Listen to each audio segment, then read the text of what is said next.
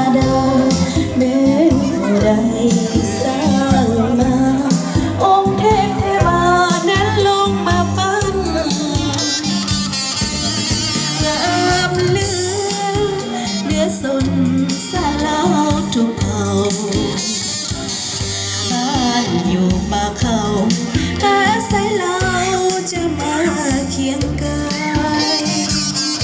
พบสายคนหนึ่งอ้ายเป็นผู้บ่าวเวียงจันทน์เมื่อบุญกินเชียงคืนนั้นเขาฝากสัมพันธ์หักกันจนตายที่ศาลผู้ไอ้บอกว่าดูน้องหลายโลกนี้จะตาย